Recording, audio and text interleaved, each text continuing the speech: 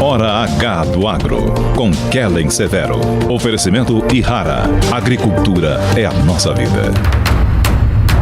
Ihara. Consórcio Nacional Valtra. Seu sucesso em nossos planos. Tecnogera. Segurança e eficiência energética. Olá, sejam muito bem-vindos ao Hora H do Agro, um programa onde discutimos e analisamos os temas que mais importam para o agronegócio brasileiro. Vamos aos destaques de hoje. Suprema Corte dos Estados Unidos decide que ex-presidente Trump pode concorrer às eleições. Você vai conhecer ainda hoje as principais propostas dele e os impactos para o Brasil e o agronegócio. Na Europa, onda de protestos agro avança. Confronto com polícia, queima de pneus e estrume nas ruas marcam 2 meses de manifestações lá no bloco. No clima, a Bolsa de Comércio da Argentina projeta um laninha de forte intensidade ainda neste ano. E você vai ver também que o governo Lula estuda uma proposta de criar o Bolsa Carne. Tem ainda os pedidos de recuperação judicial que dispararam 500% no agronegócio brasileiro em apenas um ano. Você acompanha tudo isso e muito mais a partir de agora. O Hora H do Agro já está no ar. Nesta semana, a Suprema Corte dos Estados Unidos decidiu que Donald Trump poderá concorrer às eleições dos Estados Unidos, que acontecem em novembro deste ano. Por unanimidade, os juízes rejeitaram uma contestação do estado do Colorado que tentava barrar Trump na disputa. Além disso, a corte definiu que outros estados que também tentavam barrar a candidatura de Trump não podem impedi-lo de concorrer nestas eleições. Outro destaque da semana foi o anúncio de Nikki Haley, que retirou a candidatura à presidência. Nikki disputava com Trump uma vaga pelo Partido dos Republicanos. O anúncio aconteceu após derrotas dela na super terça, data em que diversos estados americanos votaram as primárias presidenciais. Nikki perdeu em 14 dos 15 estados. Com isso, Trump não tem mais rivais nas primárias, o que deve fazer com que a gente veja neste ano uma disputa eleitoral contra Biden, como ocorreu em 2020. Uma pesquisa divulgada pelo jornal New York Times no último fim de semana revelou que Trump segue liderando as pesquisas eleitorais. No levantamento, Trump apareceu com 48% das intenções de voto, enquanto Joe Biden teve 43%. Essa foi a maior vantagem já registrada por Trump nessa pesquisa do New York Times, desde que ele lançou a primeira campanha presidencial em 2015. A pesquisa foi realizada entre os dias 25 e 28 de fevereiro, com 980 americanos. A margem de erro varia de 3,5 a 4,2 pontos percentuais. E o Hora H do Agro fez um levantamento das principais propostas de governo do Donald Trump, que podem, direta ou indiretamente, impactar o Brasil e o agronegócio. Vamos conferir. Na área econômica, Trump propõe recuperar a economia com a redução de impostos, salários maiores aos americanos e mais empregos. Em relação à China, o ex-presidente quer acabar com a dependência dos Estados Unidos em relação ao país asiático, quando se trata de bens médicos essenciais e de segurança nacional. Também quer proibir a propriedade chinesa de todas as infraestruturas críticas nos Estados Unidos. No comércio, Trump pretende consolidar o que chamou de comércio justo e recíproco, onde outros países terão 2 escolhas: livrar-se de tarifas sobre os Estados Unidos ou pagar bilhões de dólares em tarifas. Ele também prevê a criação de um novo plano comercial para proteger os trabalhadores americanos, com a implementação de tarifas básicas universais, além de acabar com a posição da China de ser a nação mais favorecida. No setor de energia, Trump cita desencadear a produção de recursos energéticos, reduzir aumento do preço da gasolina, do diesel, do gás natural e promover a segurança energética para o mundo. Na agenda verde, há o plano de acabar com um novo acordo verde e proibir investimentos ESG a fim de proteger as poupanças e investimentos dos americanos de fraudes financeiras. E na geopolítica, Trump cita manter a América fora de guerras estrangeiras desnecessárias, rejeitar o globalismo e abraçar o patriotismo. Ele pretende restaurar a posição e a liderança americana no exterior. Vamos analisar essas propostas com o viés de impactos no agronegócio e no Brasil, caso o favoritismo de Trump vire a favor dele e ele se torne, então, novamente presidente dos Estados Unidos. Leandro Ruschel, o fundador da Liberta Investimentos, mora nos Estados Unidos e é o nosso convidado para essa análise. Ruschel, seja muito bem-vindo à Jovem Pan News. Obrigado, agradeço o convite. Para a gente começar, como você avalia essas que são algumas das principais propostas de Trump para esse pleito agora de novembro?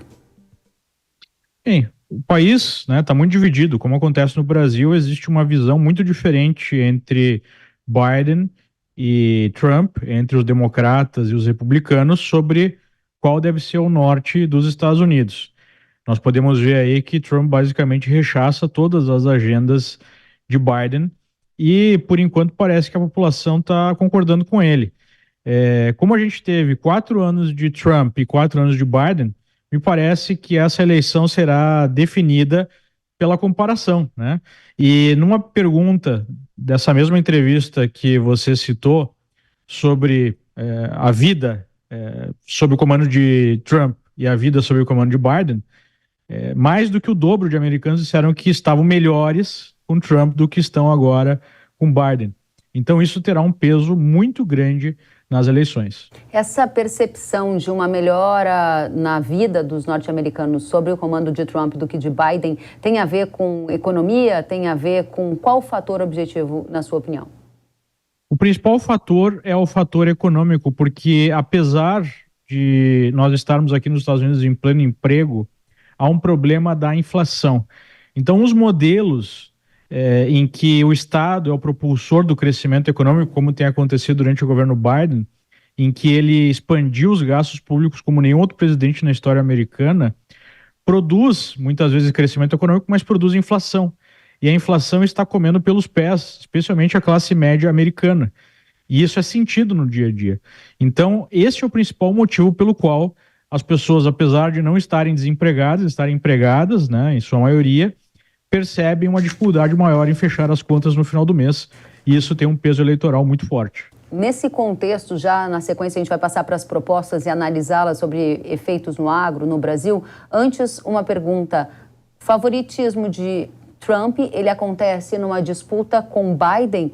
Caso Biden não seja o candidato do Partido dos Democratas, haveria alguma chance de mudar o Biden ou a sua vice ou um outro nome para tentar fazer frente ao Trump? Isso está em alguma conversa aí nos Estados Unidos? Sem dúvida, né? Essa é uma conversa que tem marcado as rodas dos estrategistas democratas, dos senadores, dos políticos de mais alto escalão do Partido Democrata, porque mais de 70% dos americanos, nessa mesma entrevista, disseram que entendem que o Biden é muito velho para ser presidente. Ele tem demonstrado sinais claros, né, de senilidade, ele não consegue se expressar. Recentemente falou sobre o encontro que teve com um presidente francês que morreu há mais de 2 décadas, enfim. Então há uma percepção de que há uma diminuição da sua capacidade cognitiva, os americanos percebem isso, e tem até a convenção do partido, faltam 4, 5 meses ainda para essa convenção para finalizar, né, o processo de escolha do candidato. A gente está passando por primárias e isso é certificado lá nesse congresso do Partido Democrata que acontece ainda em agosto. Então tem tempo ainda para modificar. Nós temos aí no páreo a vice-presidente, a Kamala Harris, o governador, o Gavin Newsom, que é o governador da Califórnia, que tem uma visão mais extrema-esquerda ainda do que Biden, do que a própria Kamala Harris, e alguns sugerem até mesmo o nome da ex-primeira-dama Michelle Obama.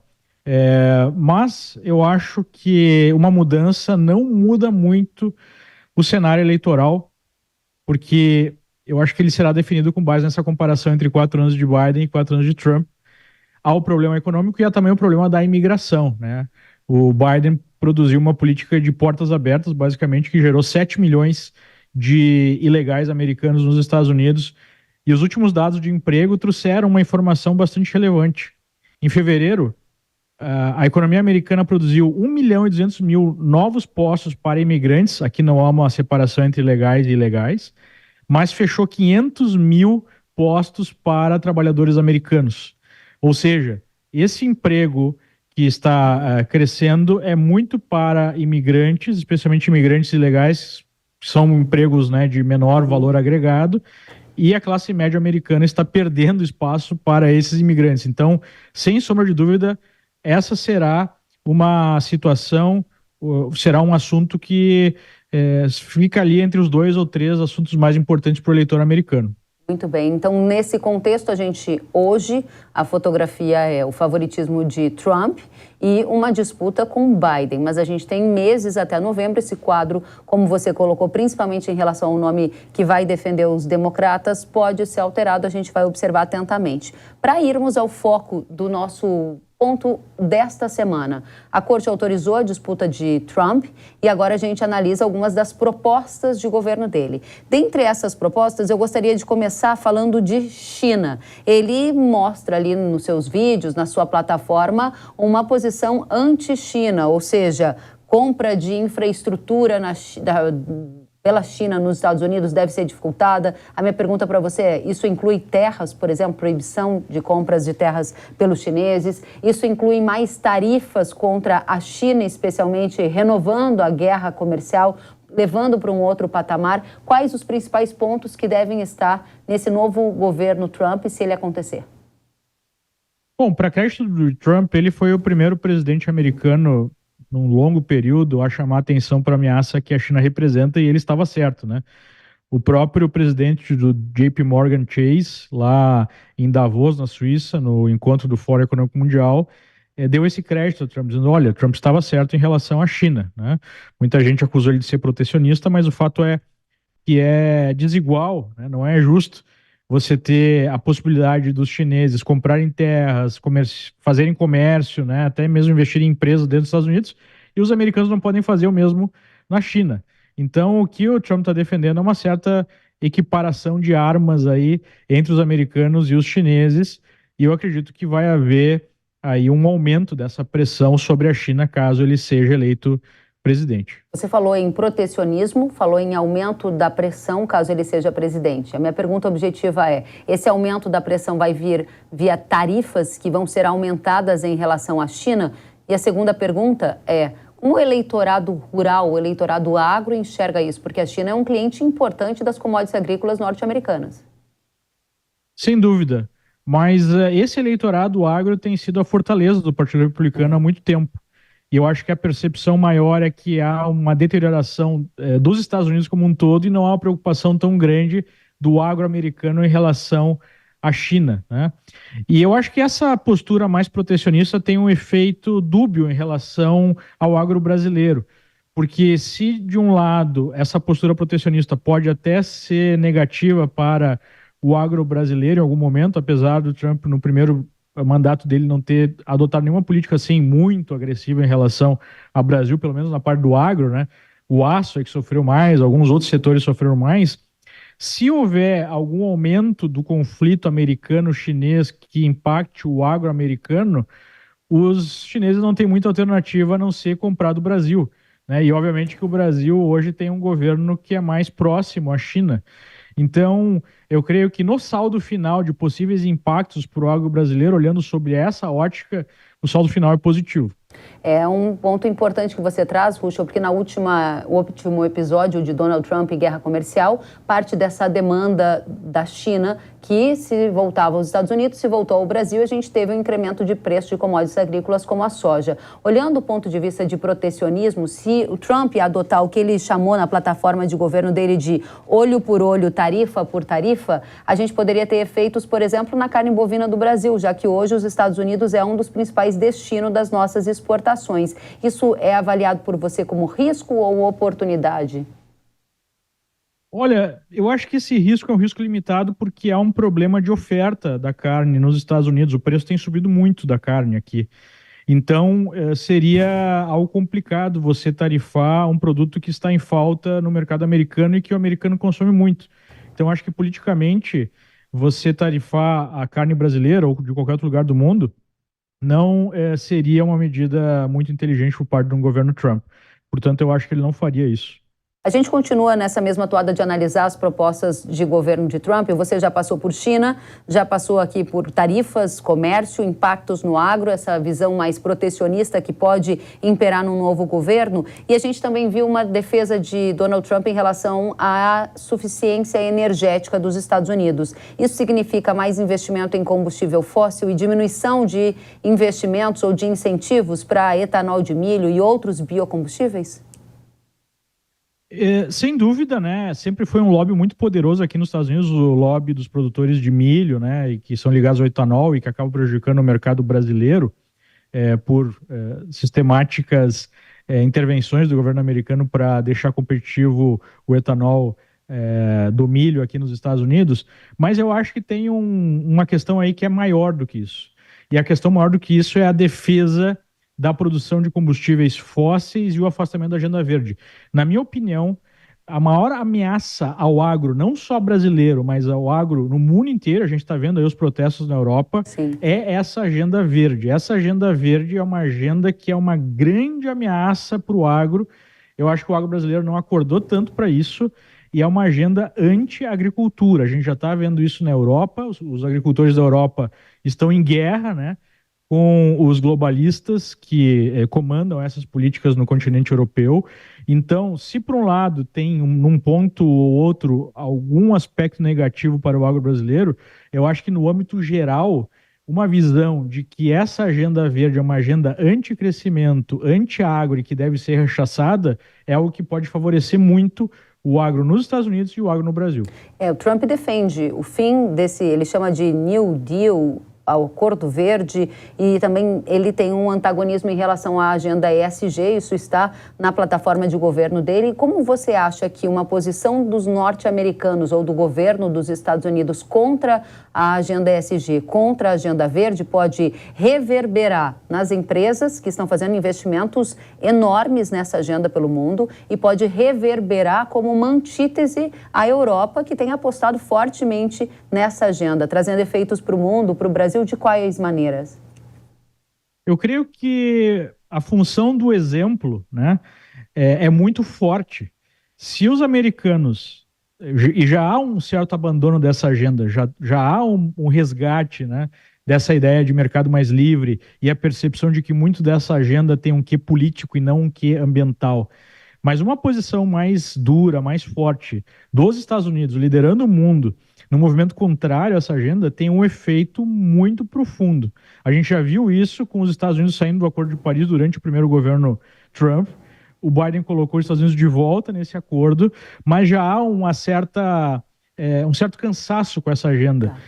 Proponentes dessa agenda, como o BlackRock, né, um dos maiores gestores de fortunas, enfim, gestores no mundo, já abandonou até mesmo o nome ESG, porque, segundo o seu CEO, é um nome que ficou muito carregado politicamente, apesar de não abandonar as ideias. Então, já tem vários estados americanos que passaram legislação estadual proibindo que fundos, né, governamentais investissem em fundos ESG, e eu creio que uma vitória de Trump seria bem definidora, bem importante para essa questão.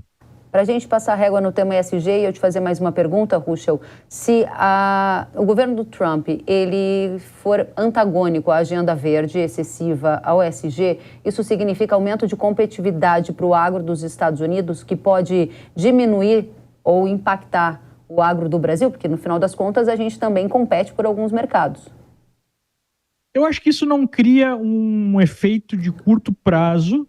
No longo prazo, sim, pode haver um aumento da competitividade do agro americano, mas, como eu disse, eu acho que no final das contas, nos grandes números, isso é mais positivo do que negativo para o agro brasileiro, porque eu acho que a ameaça de uma agenda verde implementada no Brasil e sendo obrigatória, é muito maior essa ameaça, é muito mais negativo para o agro brasileiro do que a eventual competição com o agro americano por ele se transformar um pouquinho mais competitivo. Excelente. Eu acho que é uma demanda muito grande por commodities no mundo e eu não vejo uma influência muito grande assim numa competitividade americana maior. Eu acho que o maior desafio mesmo, a maior ameaça mesmo é uma agenda verde muito radical. Acho que isso sim seria bastante negativo para o agro brasileiro. Ruschel, a gente teria muito mais questões. Eu vou para a última. Guerras desnecessárias não serão apoiadas pelo governo de Donald Trump. Foi isso que ele disse na plataforma de governo. Isso significa que os Estados Unidos deixarão de apoiar a Ucrânia e a gente pode ter uma vitória da Rússia nesta guerra da Europa? Eu acho que isso está sendo interpretado de uma maneira equivocada por muita gente. O Trump nunca se colocou a favor do domínio russo, né? O que ele se colocou foi a favor de uma negociação dura. Tanto é que ele contou, né, recentemente, que ele disse para o Putin, quando o Putin ameaçou ainda durante o governo dele invadir a Ucrânia, que ele faria um ataque contra Moscou se isso acontecesse. E o fato é que não houve nenhuma guerra ao longo do seu governo, né? Na verdade, foi o primeiro governo americano em muitas décadas que não iniciou nenhuma guerra no mundo. Então, eu não tenho essa visão de que seria algo favorável à Rússia, mas sim a busca por uma negociação, talvez mantendo o status quo lá na Ucrânia, né? Aquelas províncias que já declararam independência ficarem sob a esfera russa, o resto da Ucrânia ficar independente e um compromisso da Ucrânia não entrar na OTAN ou não entrar na zona do euro. Eu acho que esse seria um acordo que o Trump buscaria. Eu não vejo ele com uma postura assim pró-Rússia, eu vejo ele com uma postura de vamos negociar e acabar com esse conflito através de uma posição americana mais dura, né? Espero que seja esse, né, o desenlace e não uma postura mais pró-Rússia. Vitória de Trump é boa ou é ruim para o agro do Brasil? Resposta curta, se puder, porque essa foi uma das perguntas que a gente também recebeu da nossa audiência. Eu acho que tem aspectos positivos e negativos, mas no frigir dos ovos, olhando, né, todas essas questões, eu acho que é algo bem positivo, porque no final das contas, tanto o agro brasileiro quanto o resto do mundo precisa de uns Estados Unidos que defendam os valores americanos, e eu acho que os valores americanos são valores que, via de regra, favorecem, estão alinhados com os valores do agro, né, no Brasil e no mundo. Muito bem. Leandro Ruschel, fundador da Liberta Investimentos, volte sempre, um prazer ouvi-lo. Agradeço, o prazer é meu. Até a próxima. E nesta semana, os protestos europeus, protestos do agro da Europa, completaram 2 meses. O movimento que tomou conta do bloco ao longo das últimas semanas começou com agricultores da Alemanha protestando contra a retirada de subsídios ao diesel e ganhou grandes proporções depois que o setor agrícola de outros países também aderiu às manifestações. As imagens que vocês que nos acompanham pela TV podem ver são desta semana lá na Polônia, onde milhares de agricultores se reuniram no gabinete do primeiro-ministro. Eles queimaram, em frente lá ao gabinete do primeiro-ministro, queimaram pneus, atiraram fogo em fogos de artifício, entraram em confronto com a polícia, que usou spray de pimenta e também prendeu alguns manifestantes. Eles exigem a suspensão, os produtores rurais exigem a suspensão de importações baratas e pedem o fim das regulamentações ambientais. Então, no centro desses protestos está um repúdio ao excesso da agenda verde. Na República Tcheca, diversos agricultores também se reuniram em protesto. Eles jogaram esterco em frente ao gabinete do governo, bloquearam as ruas de Praga com tratores e usaram apitos e sirenes enquanto gritavam "vergonha" entre fardos de feno espalhados por aquela região. Enquanto isso, produtores rurais da França e da Espanha também foram às ruas. Eles se reuniram com tratores na fronteira entre os dois países com o objetivo de unir forças para fazer ouvir as suas reivindicações. A gente segue acompanhando esses protestos que já duram meses lá na Europa.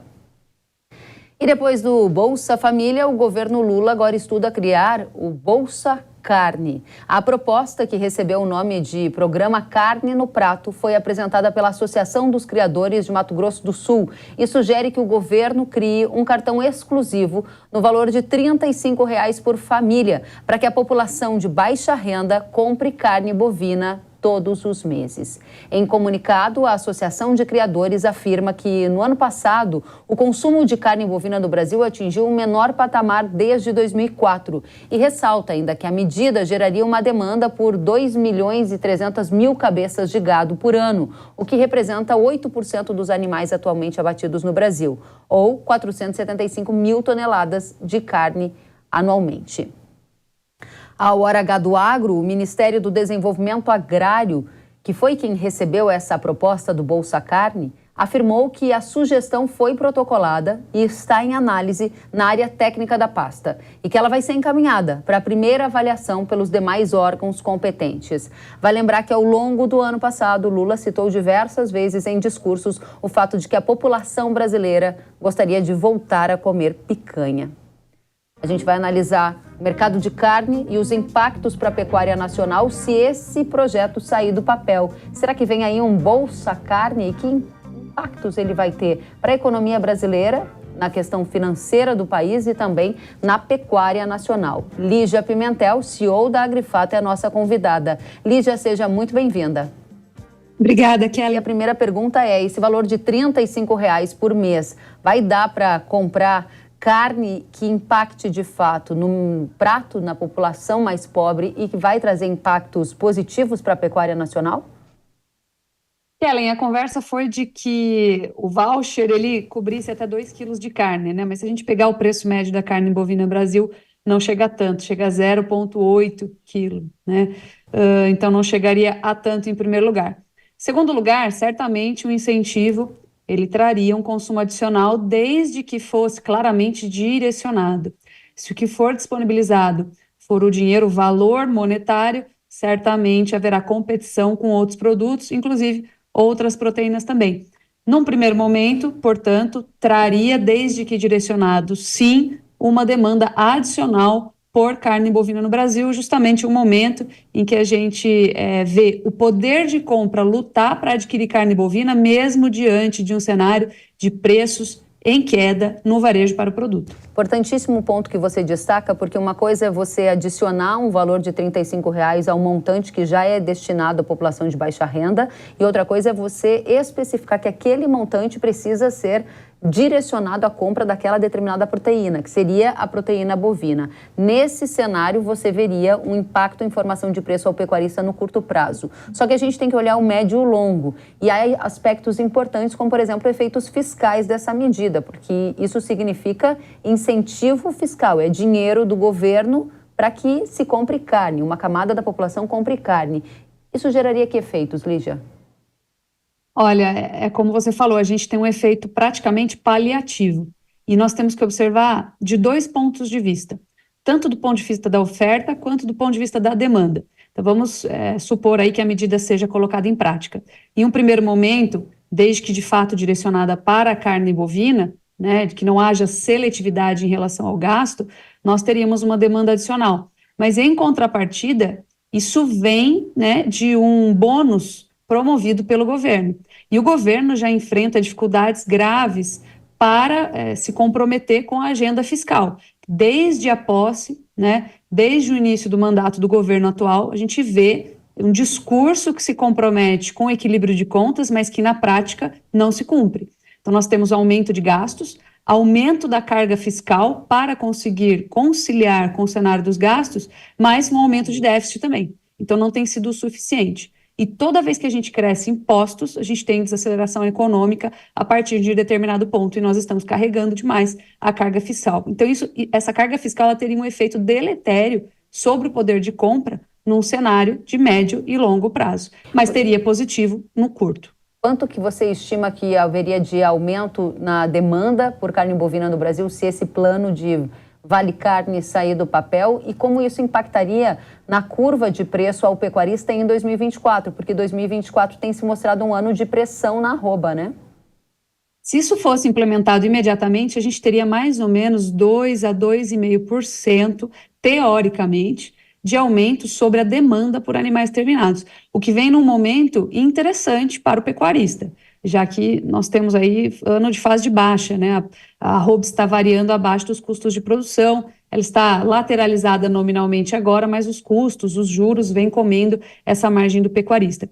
Por outro lado, né, lá na frente, o efeito desse voucher, ele seria praticamente anulado, porque hoje nós temos muito abate de fêmeas, estamos já começando a comprometer a produção brasileira de bezerros, vai faltar boi gordo lá na frente por conta de uma questão cíclica. E nós temos um outro agravante para esse cenário, que é uma situação de abate exagerado de fêmeas lá fora, nos Estados Unidos também, a Argentina também entrando em fase de alta de ciclo, ou seja, nós temos uma pressão generalizada global se formando em cima de players grandes, internacionalmente falando, são grandes fornecedores de carne em nível global, e isso vai pressionar a arroba. Então, esses R$35, rapidamente, eles vão ficar defasados, né? E aí a gente tem uma correção disso, mais endividamento do governo, um aumento de gastos, na verdade, né, de maneira mais direta, que a gente ainda não sabe o que vai acontecer com a carga fiscal. Então, essa é uma questão, assim, eu acho que é muito mais uma medida paliativa do que construtiva em longo prazo. Perfeito. A gente sabe que... desculpa te interromper. Pois não. Que o que constrói consumo de carne bovina no Brasil é poder de compra, né? Controle inflacionário e emprego. Então, seriam medidas nesse sentido que trariam o retorno ao consumo per capita de carne bovina no Brasil. Muito bem, isso olhando de uma forma estrutural, né? Olhando para essa proposta, o que você diz para a gente é que ela poderia trazer efeitos positivos de curto prazo para o pecuarista que tem uma perspectiva de preço da arroba mais pressionado em função de todos esses elementos que você colocou. De outra perspectiva, a gente tem o consumidor nos ouvindo, o consumidor do Brasil inteiro, pensando, bom, então quer dizer que esse ano eu vou pagar mais barato pela carne? E aí pode ser que nessa curva em que eu estou me preparando para pagar mais barato pela carne bovina, o governo vai adicionar um Bolsa Carne que vai voltar a encarecer a carne para todos os consumidores? Parcialmente, né? A gente tem uma demanda adicional, daria um pouquinho mais de sustentação, mas nós não veríamos aquela curva acentuada de preço de carne que a gente viu entre 2020 e 2021. Por quê? O principal direcionador de preços explosivos, né, ele direciona os preços de maneira rápida, é a oferta de animais. Não que a demanda não seja importante, mas a demanda ela é menos dinâmica do que a oferta.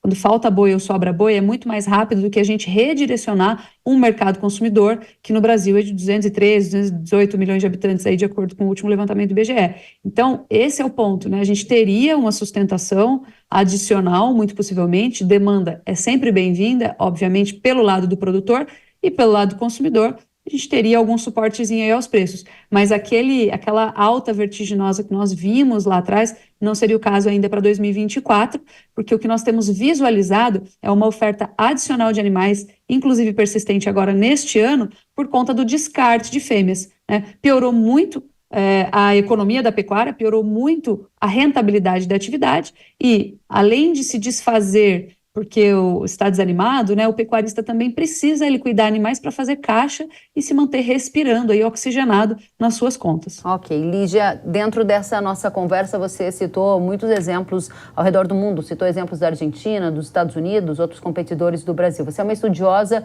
da pecuária. Você já viu em algum lugar do mundo Bolsa Carne ou Bolsa Picanha, como alguns dos nossos telespectadores estão chamando? Não, mas nós vimos ações sobre o mercado da carne uma vez na Argentina, né? E, na verdade, de maneira repetitiva, em que o governo proibiu parcialmente exportações de carne como uma forma de tentar regular os preços domesticamente. Obviamente, essa também é uma medida paliativa, mas eu vou explicar por quê.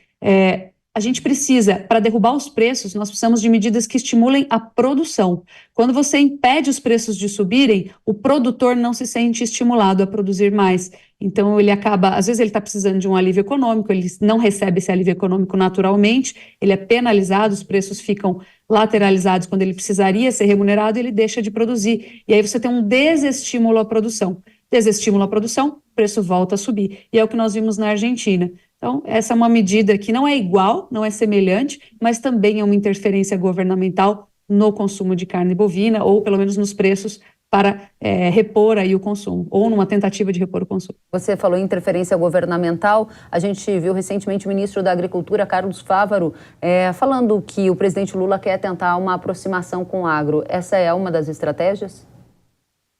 Talvez seja uma das estratégias, mas eu repito, ela vai ser muito paliativa, vai ser uma estratégia de curto prazo, com um efeito de 2 a 2,5% sobre os abates em 2024, e depois, se a gente tiver uma piora no quadro fiscal, eu continuo minando, né, em largo prazo, o poder de compra do brasileiro, que é o que viria a repor, de fato, o consumo doméstico. Né? A gente precisaria ter um movimento estruturado e persistente de recuperação do poder de compra do brasileiro.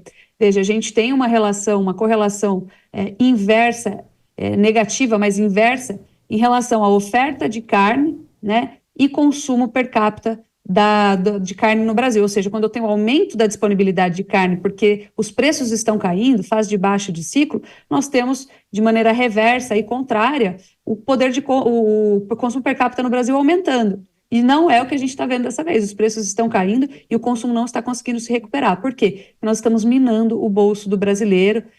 Já essa crise dura quase uma década, né? E que a gente tem visto o consumo per capita cair ano a ano e agora chegar a valores aí, números bem baixos. Muito bem. Lígia Pimentel, agradeço demais pela sua análise sobre o Vale Carne, que está em estudo pelo governo, os impactos para o consumidor, para o pecuarista. A Lígia, que é CEO da Agrifato, é a nossa convidada para voltar mais vezes. Até a próxima, Lígia. Até, obrigada. Obrigada a você. E depois do intervalo, você vai ver que a Bolsa da Argentina prevê laninha de forte intensidade nesse ano e impactos nos grãos de lá. E ainda, os pedidos de recuperação judicial no agro crescem mais de 500% em um ano. Tem tudo isso, tem muito mais aqui no Hora H do Agro. Eu espero você.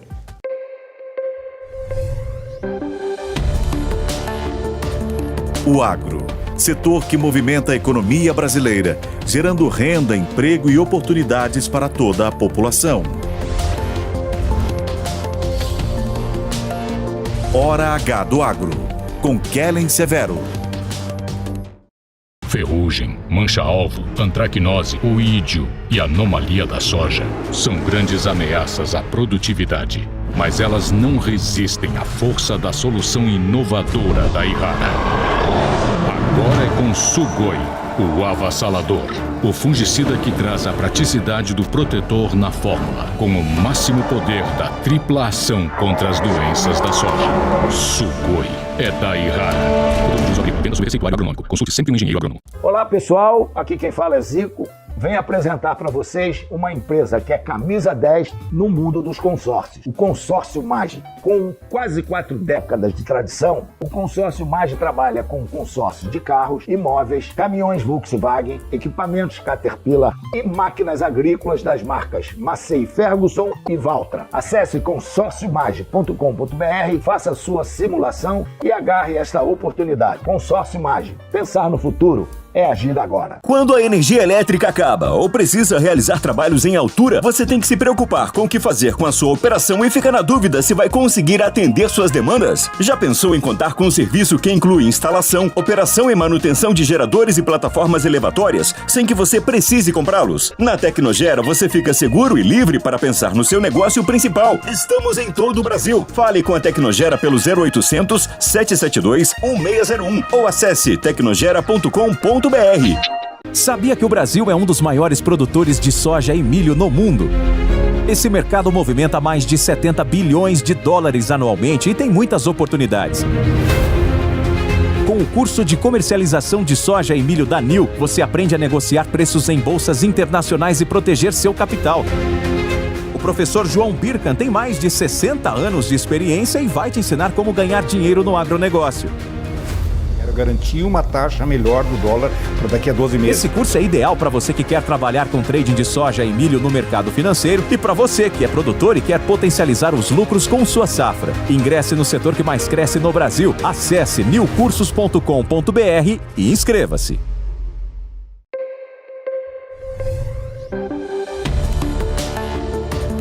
O agro, setor que movimenta a economia brasileira, gerando renda, emprego e oportunidades para toda a população. Hora H do Agro, com Kellen Severo. Estamos de volta com o Hora H do Agro aqui na Jovem Pan News. Um levantamento realizado pelo Serasa Experian revelou que os pedidos de recuperação judicial de produtores rurais pessoas físicas aumentaram 535% em 2023 na comparação com 2022. No ano passado foram 127 pedidos de recuperação judicial. Segundo a empresa, apesar do alto percentual, O número de recuperações judiciais ainda é baixo em relação aos milhões de agricultores brasileiros. Mas a Serasa faz um alerta em relação à velocidade em que essas solicitações vêm crescendo. Vocês que nos acompanham pela televisão podem ver que no último trimestre saltou de 29 para 47, na comparação trimestral. Entre os motivos para os problemas que levam à RJ estão desafios climáticos que prejudicaram a safra brasileira, taxas de juros ainda altas, rentabilidade apertada e queda nos preços dos grãos. Esses são alguns dos fatores. A gente vai analisar o efeito do aumento do número de pedidos de RJ no agro em relação a crédito, em relação a risco de inadimplência. Esses são alguns dos principais pontos que a gente quer entender sobre a saúde financeira desse que é um dos principais setores econômicos do Brasil. Para essa análise, a gente convidou o Antônio da Luz, que é economista-chefe da Federação da Agricultura do Rio Grande do Sul. Da Luz, seja muito bem-vindo. Prazer estar contigo, Kellen, toda a audiência da Jovem Pan. Muito obrigada, da mesma forma. Primeira pergunta, o que esse número te diz? 500% de alta em pedidos de recuperação judicial e um alerta do Serasa em relação à velocidade com que a recuperação judicial está crescendo no setor agro. Kellen, se nós olharmos o dado de forma relativa, observarmos apenas o percentual, evidentemente que a gente leva um susto, a gente fica bastante preocupado. Só que nós temos que considerar o seguinte, são 127 pedidos em 2023, 127, do universo de 5 milhões e 500 mil produtores rurais. Então, por que eu faço essa tomada? É importante que a gente olhe os motivos dessa aceleração. Mas percebe que se seguir crescendo assim, a partir de uma base tão pequena, nós temos um grande problema ainda. Estamos olhando para 23. Isso é bom lembrar, estamos olhando para 23. Kellen, hoje de R$5, cada R$5 que os produtores tomam de crédito no mercado, 4 deles são absolutamente livres no mercado, que são oferecidos pelo sistema financeiro e pelo mercado de capitais. Quando essas notícias elas vêm para o mercado, elas vêm para o conhecimento público, nem todos os veículos têm a preocupação que a Jovem Pan tem, que a Hora H do Agro tem, de mostrar as coisas com o devido cuidado e do tamanho do que elas são. Então parece que o mundo vai acabar. E aí o investidor, ele diz assim, então eu não vou botar meu dinheiro no agro, eu não vou mais financiar produtor rural, eu não vou financiar mais a revenda, eu não vou financiar mais a cooperativa, eu não vou financiar mais a multi, a trade. Não, eu vou sair, eu vou para o imobiliário, eu vou para a indústria, eu vou para o varejo, porque eu não quero me meter nesse negócio que vai quebrar. Então é importante a gente dizer que são 127 recuperações judiciais, quando em 2022 tinham sido 20, no universo de 5 milhões e 500 mil produtores. Muito bem. Tivemos problemas climáticos? Sim. Tivemos... os custos foram na safra 23 mais elevados? Sim, mas a maior parte desses casos, o problema é gestão. E não existe nenhum setor da economia que eventualmente nós não tenhamos problemas de gestão, decisões que foram tomadas de maneira assodada, ou muito alavancadas, ou coisa do tipo, que terminam não dando certo. Mas são 127 em 5 milhões e meio. Importante essa contextualização para todos que são do agro e não são do agro, porque de fato a manchete ela chama atenção, um aumento de 500%, mas o contexto ele é importante para a gente entender a saúde financeira do setor. A gente vai por partes agora, pegando um gancho no que você disse. Perspectiva para 2024, por quê? 2023 o PIB do agro cresceu 2 dígitos, ajudou o PIB 15%. Da economia brasileira. Agora em 24 a gente está vendo quebra de safra por desafios climáticos. O que me faz te perguntar se esse viés autista no número de pedidos de recuperação judicial tende a dar um salto neste ano atual. Tem um outro aspecto, Kellen, também importante nós lembrarmos, que está se criando uma certa indústria da recuperação judicial. Algumas empresas têm vendido esse instrumento para os produtores como se esse fosse o melhor dos mundos. Em alguns casos mas em muitos casos não é. O problema é que o produtor descobre tarde, depois que entra num negócio que ele vai ver depois que não é tão bom assim. Eu acredito que em 2024, em virtude de nós termos uma combinação de quebras de safra, sim, que aconteceram em várias regiões do Brasil, associadas a um nível de preço mais baixo, é bem possível que nós tenhamos uma elevação desse número de pedidos de RJ.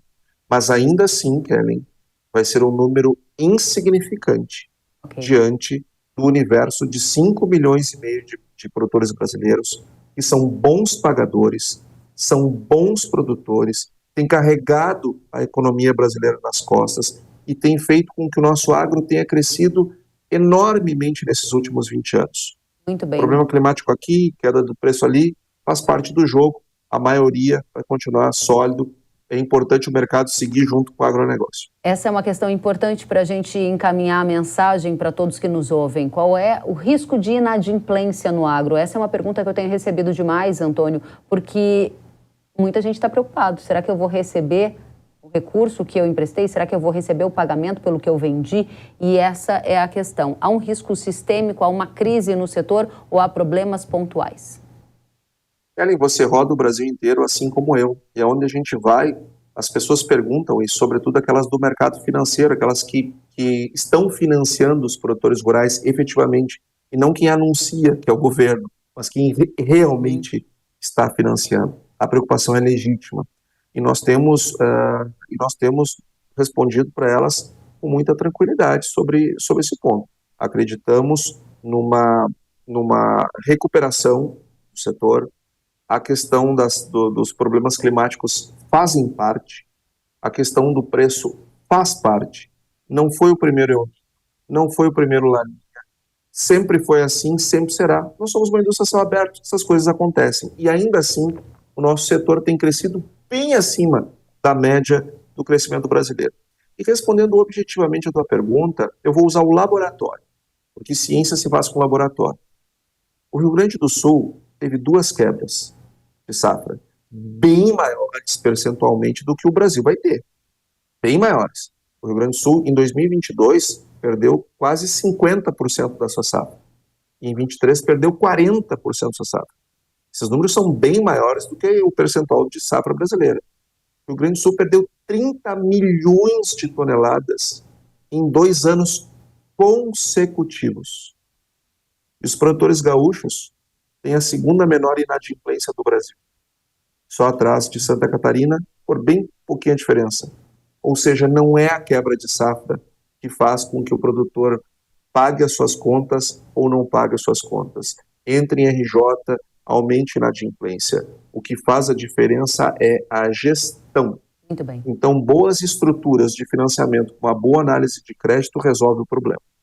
Antônio da Luz, muito obrigada por trazer para a gente o desmembramento desses números, um contexto maior para quem é do agro, quem não é do agro, e entender como está a saúde financeira desse que é um dos setores mais importantes da economia brasileira. Volte sempre, Antônio da Luz, que é economista-chefe da Farsul. Obrigado, Kellen. É sempre um prazer estar contigo e aqui na Hora H do Agro. Muito obrigada da mesma forma, da Luz.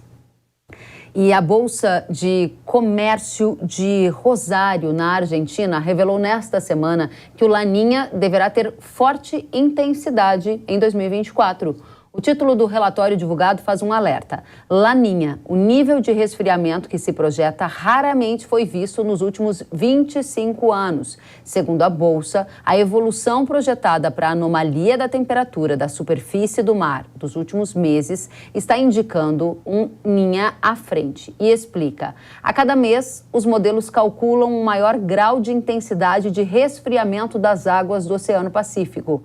A projeção mais recente para o mês de outubro sinaliza, na linha verde, é de 1,5 graus Celsius, valor que representa um La Niña forte.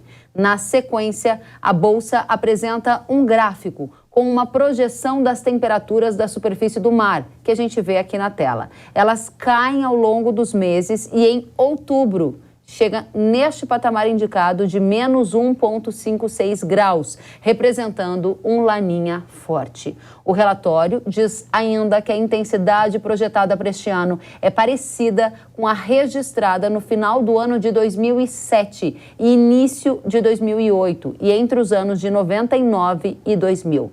Para o agro, este tema importa, porque o fenômeno Laninha altera o regime de chuvas no Brasil e no mundo. Aqui, a gente costuma ter mais seca para os estados do sul e mais volume de chuva para os estados ao norte. Hora de saber se vem aí um Laninha forte. Depois de um El Ninho forte, é a vez de um Laninha forte? Celso Oliveira, meteorologista do Grupo Safira, responde pra gente. Celso, seja muito bem-vindo. Vem aí um Laninha forte em 2024? Olá, Kellen. Olá a todos. Olha, a gente já pode falar, sim, do fenômeno Laninha. A expectativa é de resfriamento das águas do Oceano Pacífico.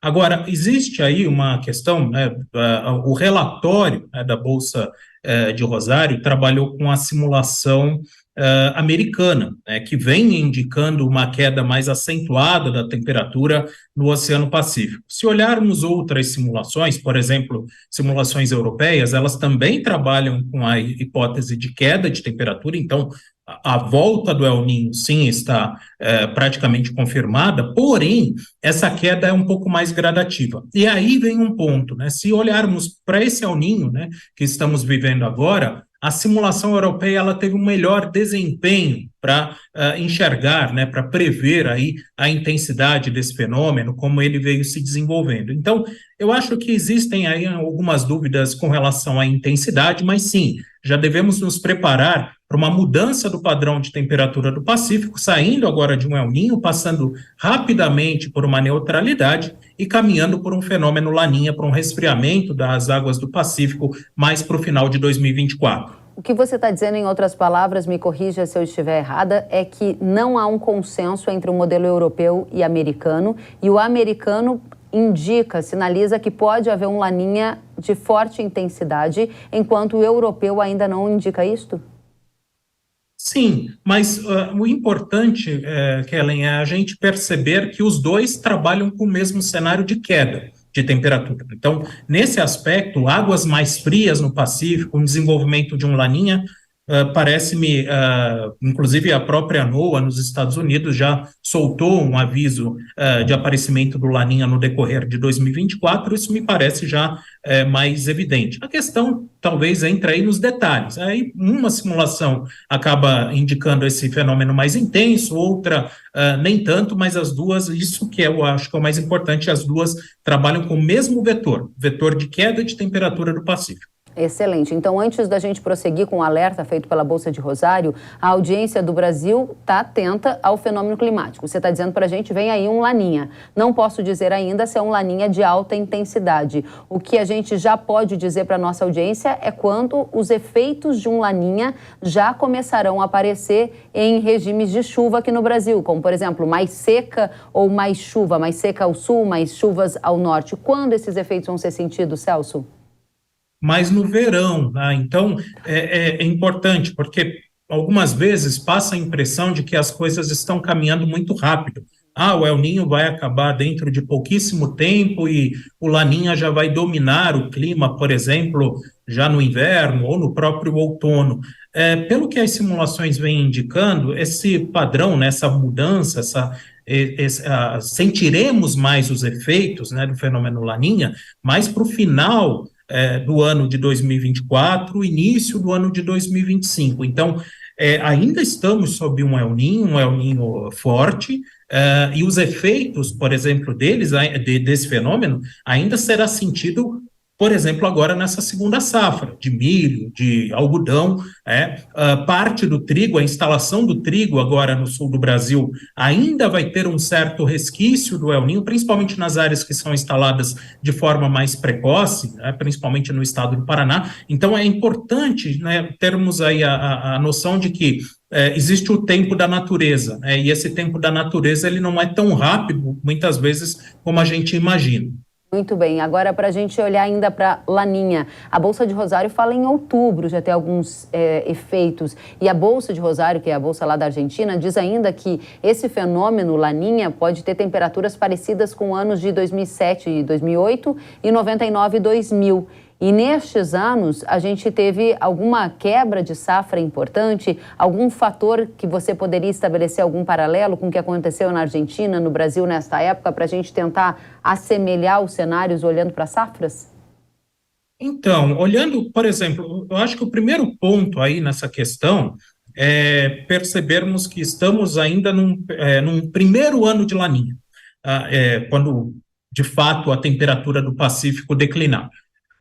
E nesse aspecto, aí que vem o ponto. Se olharmos a quebra da safra, né, no sul, que acontece em função do resfriamento das águas do Pacífico, ou mesmo a Argentina, a gente percebe que essa quebra ela acontece mais fortemente no segundo ano. Então, não quer dizer que não teremos ausência de chuva. Na realidade, o risco de estiagem é maior esse ano, principalmente pensando em soja no Rio Grande do Sul, eventualmente o final também do ciclo da soja no estado do Paraná, porém, esse efeito ele costuma ser menos intenso, um pouco mais atenuado em relação ao segundo ano. O que me preocupa, né, nesse momento é a questão de termos, no decorrer de 2025, ainda uma previsão de águas mais frias. Isso que preocupa mais, ou seja, dá a impressão pelas simulações, claro, a gente enxergando aí um cenário muito amplo já, enxergando lá para o final, para decorrer de 2025, mas o que preocupa nesse primeiro momento é que há um resfriamento agora em 2024 e ele avança ao longo de 2025, e aí você começa a acumular problemas. Então, o primeiro ano você ainda tem água, muitas vezes no solo, isso eventualmente minimiza os efeitos de uma diminuição da precipitação, mas depois lá na frente acaba trazendo efeitos mais significativos. Esse é o primeiro ponto. Agora, com relação ao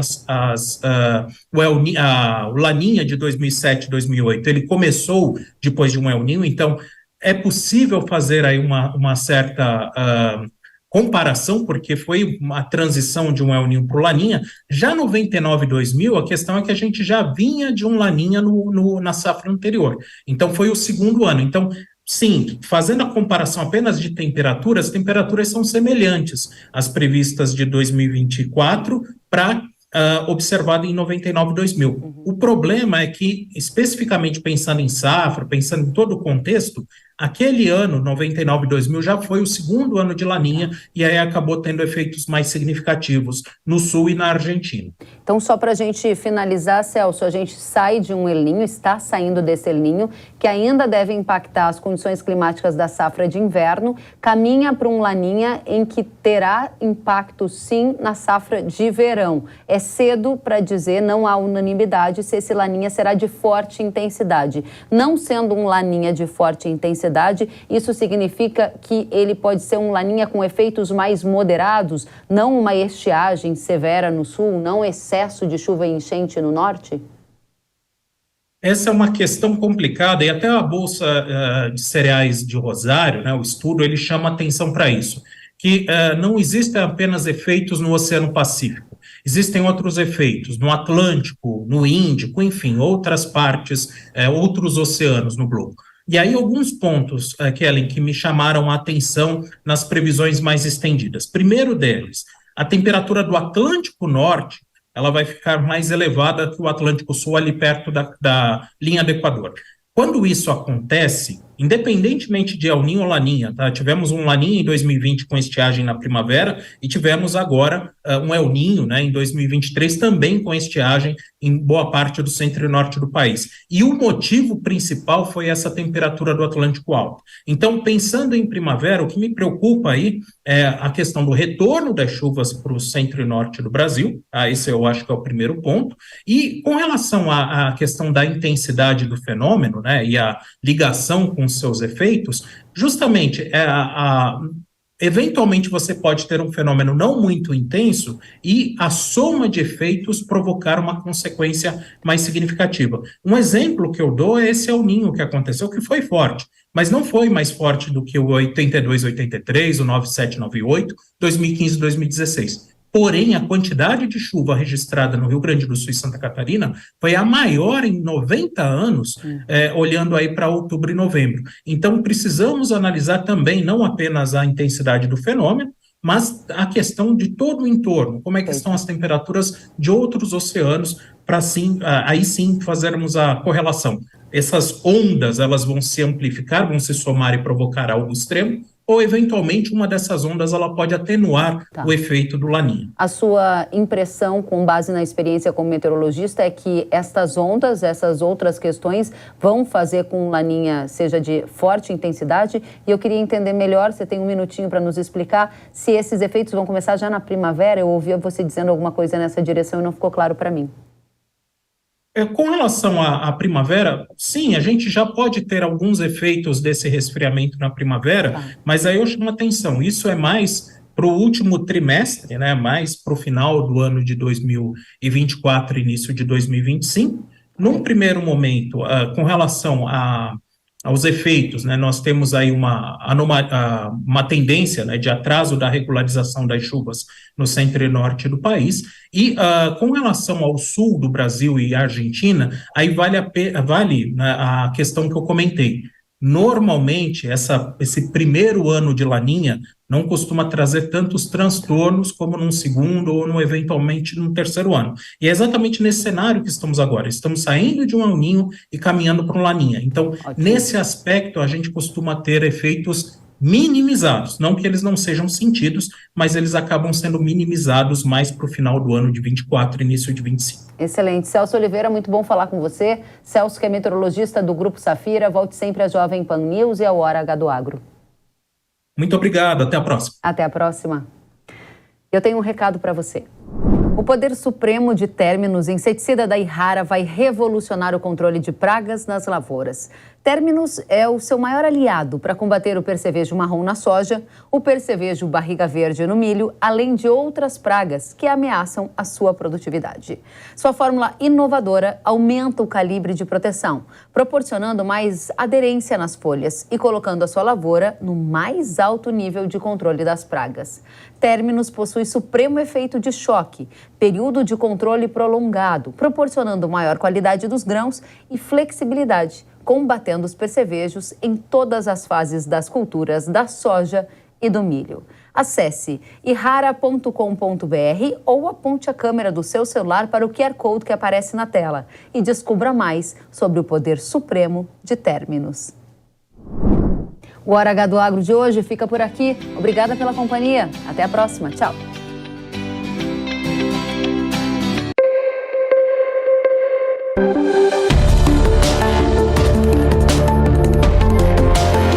Hora H do Agro, com Kellen Severo. Oferecimento Yara. Agricultura é a nossa vida. Yara. Consórcio Nacional Valtra. Seu sucesso em nossos planos. Tecnogera. Segurança e eficiência energética. Realização Jovem Pan News.